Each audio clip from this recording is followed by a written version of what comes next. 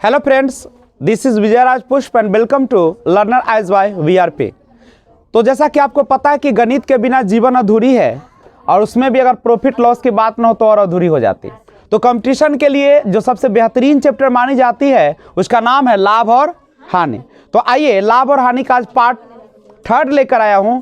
अगर आपको किसी भी प्रकार की समस्या है तो वीडियो पार्ट 1 से देखें, प्लेलिस्ट में डाल दी गई है। ओके, तो करें शुरुआत। टाइम बहुत कीमती है आपका, इसलिए टाइम बर्बाद नहीं करेंगे। और पार्ट 3 का आज फर्स्ट क्वेश्चन जो स्टार्ट होने जा रहा है और वह है आपका कैसा क्वेश्चन, ये भी जान लीजिए।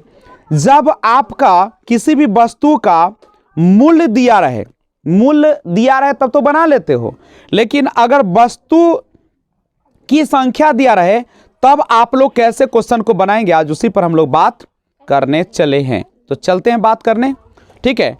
जैसे आपके सामने क्वेश्चन है इस प्रकार से कि 8 वस्तुओं, कितने वस्तुओं, 8 वस्तुओं का लागत मूल्य, 8 वस्तुओं का लागत मूल्य, देखिए वस्तु के रूप में दिया है ना, कितना वस्तु है, 8 वस्तु का लागत मूल्य 9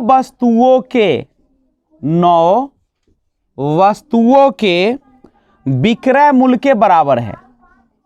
विक्रय मूल्य के बराबर है तो प्रतिशत लाभ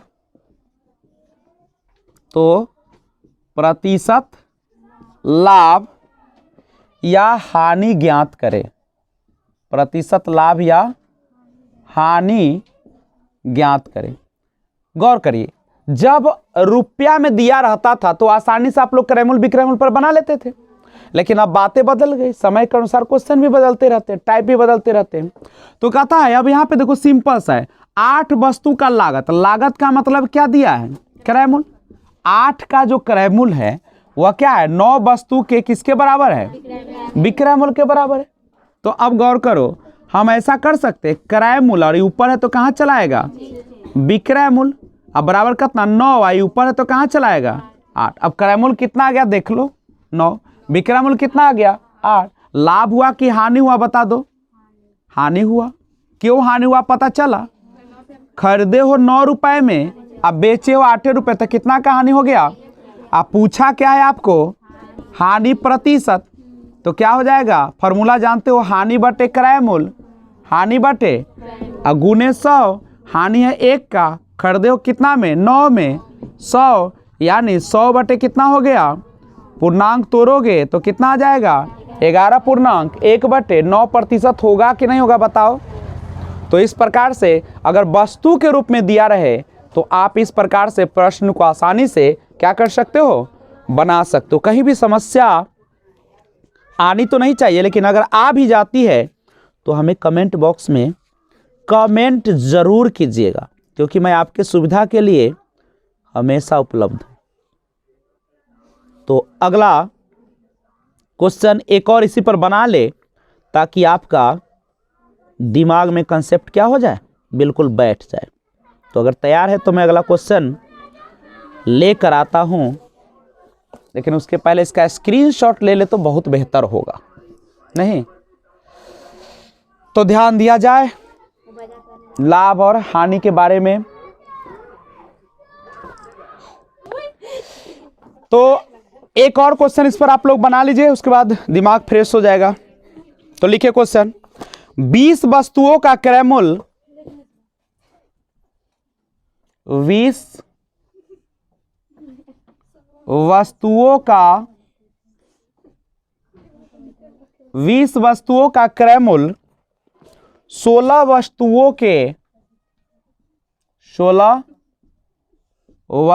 के विक्रय मूल्य के बराबर है। विक्रय मूल्य के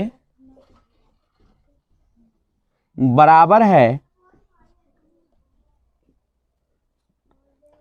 लाभ या हानि प्रतिशत ज्ञात करें। लाभ या हानि प्रतिशत ज्ञात करें।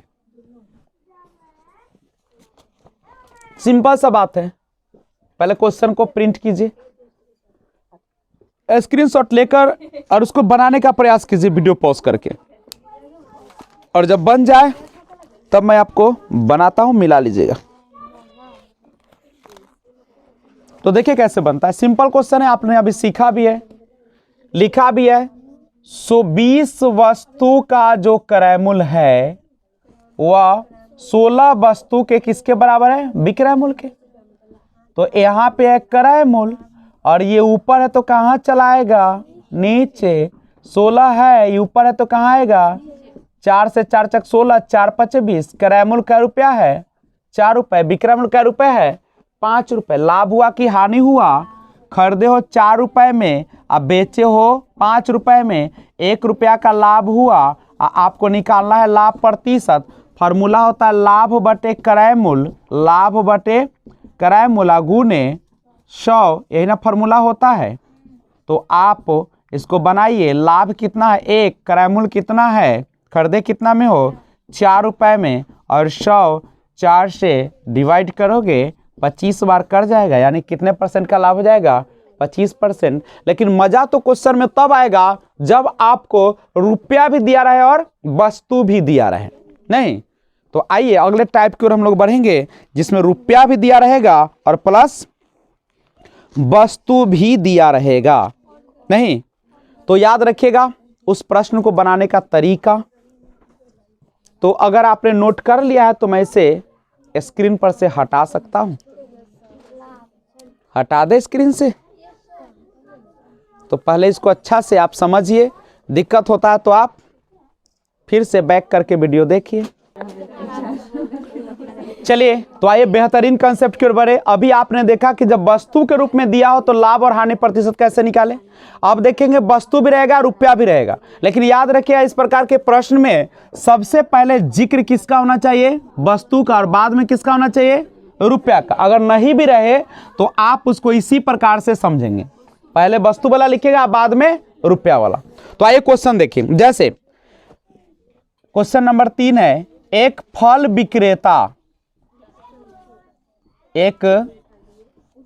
विक्रेता 11 नारंगी, देखिए ना 11 नारंगी, तो ये पहले वस्तु दिया, 11 नारंगी 10 रुपए में खरीदता है, 10 रुपए में खरीदता है।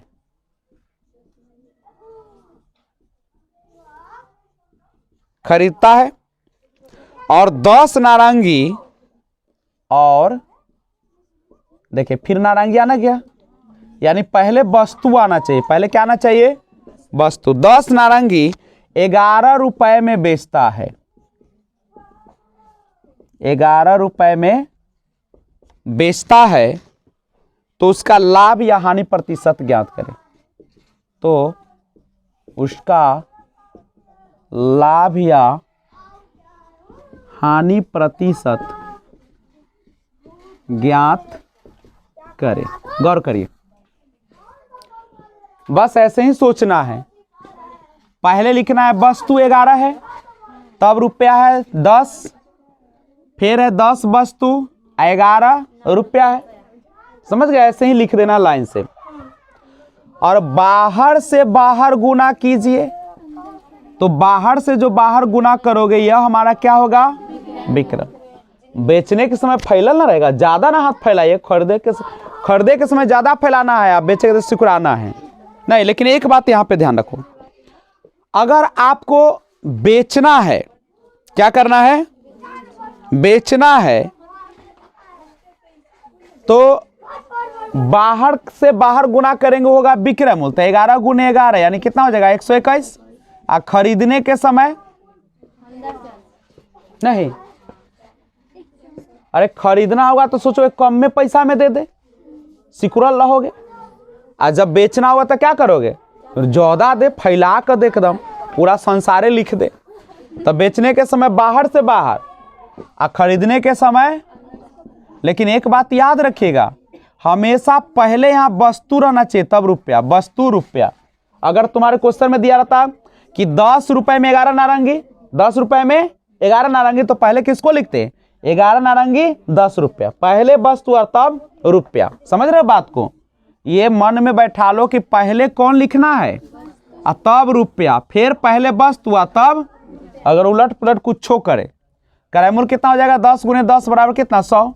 खरीदे हो कम में या बेचे हो तो लाभ हुआ कि हानि हुआ? लाभ। कितना का लाभ हो गया? विक्रय मूल्य घटे क्रय मूल्य, यानी 100 रुपया का लाभ हुआ। अब लाभ प्रतिशत निकालना है। हाँ, 21 रुपया का लाभ हुआ। लाभ प्रतिशत यानी लाभ बटे क्रय मूल्य 100 गुने 100, 100 से 100 कट गया तो कितना प्रतिशत का लाभ हो गया? 21। बोलो कहीं समस्या है तो आप इस प्रकार से प्रश्न को क्या करेंगे? हल करेंगे जब आपका वस्तु और रुपया का बात आ जाए तब। नहीं तो पहले स्क्रीनशॉट लीजिए, समझिए। तो एक क्वेश्चन और देखिए।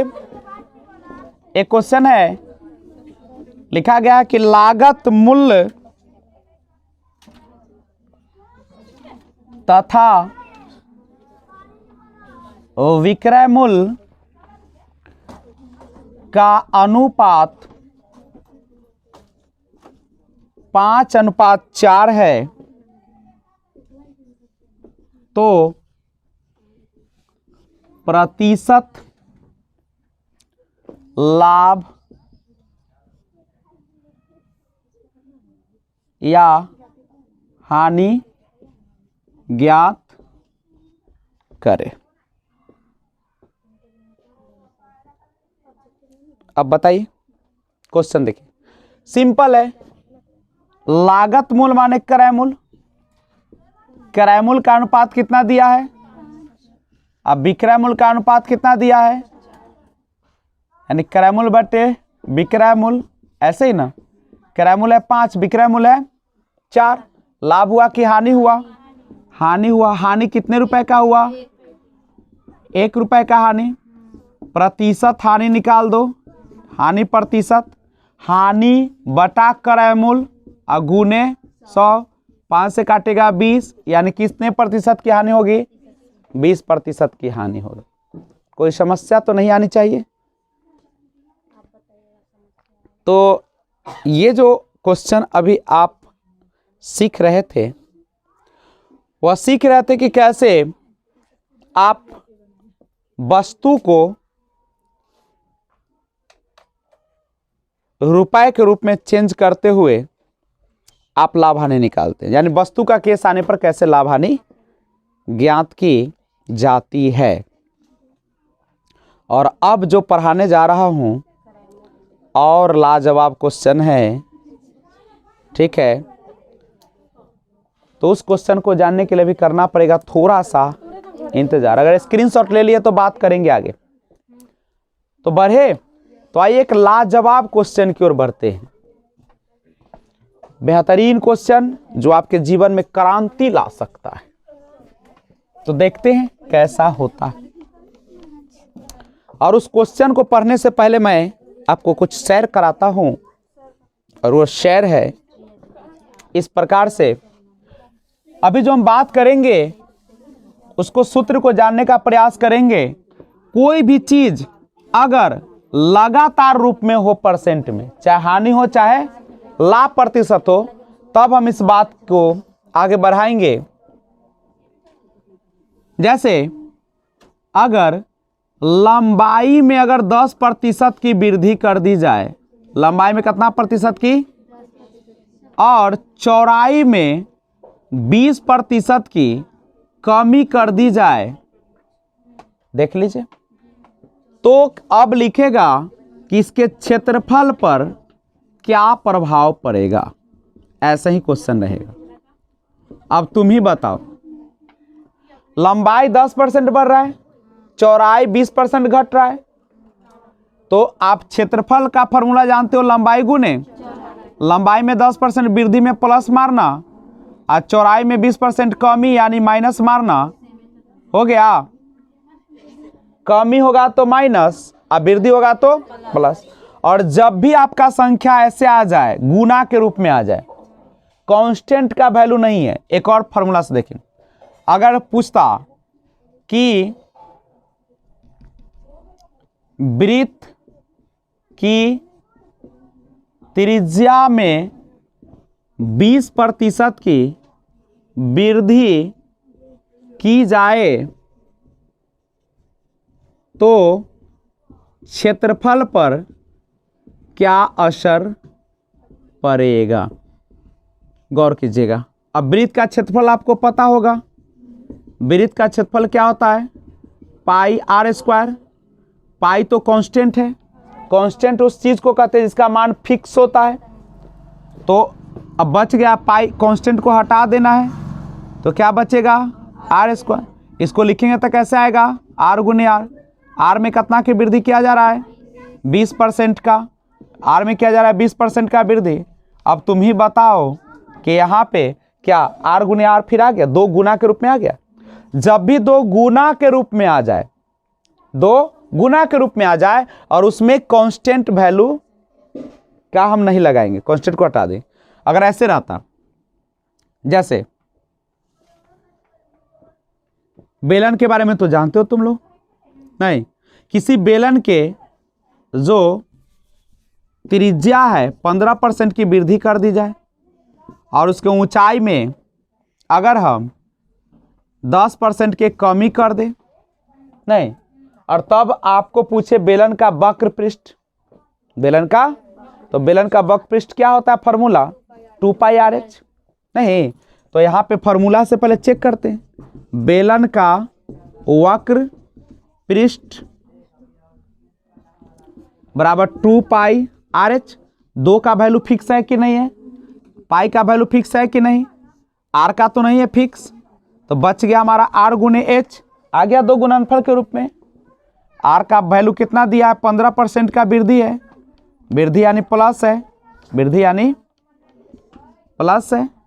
और ऊंचाई में 10% का कमी यानी माइनस। अगर इतना रूल को पालन करे, हमेशा गुना करके कैसा आ जाए? 2 गुणनफल के रूप में आ जाए, तो 2 फिक्स होता है ना, और पाई का मान 22/7 होता है ना, वो हटा देंगे तो बचेगा आर गुने एच। फिर 2 गुणनफल के रूप में आ गया। तो जब भी गुणनफल के रूप में आ जाए तभी हम आपको बताने जा रहे हैं। उस फार्मूला का नाम है ए बी फार्मूला। क्या नाम है इसका? A B formula. A B formula क्या कहता है सुनिए, इसको a-b मत पढ़िएगा। ए बी फार्मूला कहता है कि a + b + a गुने b बटा 100। अगर इस फार्मूला पर लगाओगे तो तुम्हारा सारा आंसर क्या हो जाएगा? निकल जाएगा। जैसे हम इसको बनाते हैं, देखो a गुने b पर था ना, तो यहाँ पे देखिए a के जगह पे 10 और b के जगह पे -20, क्योंकि जो वृद्धि होगा उसमें प्लस, कमी होगा तो माइनस, अगर लाभ होगा तो प्लस, हानि होगा तो a का वैल्यू हो गया 10, b का हो गया -20 बटा में 100। 2 0 से 2 0 कैंसिल। ये कितना आ गया देख लीजिए, 10 घटे 20, आई हो जाएगा घटे 2, घटाओ जोड़ घटाओ तो हो गया 10 घटे 22। 20 रुपया कर्जा था, 2 रुपया और कर्जा लिए 22 रुपये, तो कितना बच गया? -12।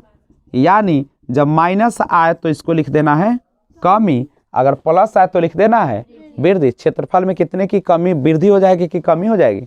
कमी हो जाएगी 12% की। समझ में अगर आ गया है तो अब लाभ हानि पर कैसे इसको यूज करेंगे अगर जानना चाहते हैं तो पहले स्क्रीनशॉट लीजिए और लाइक बटन को प्रेस करते हुए, नए व्यूअर्स है तो सबसे पहले इस चैनल को सब्सक्राइब कीजिए और बेल आइकन को ऑल पे प्रेस कीजिए, जिससे जब भी वीडियो अपलोड करूं सबसे पहले आपको नोटिफिकेशन।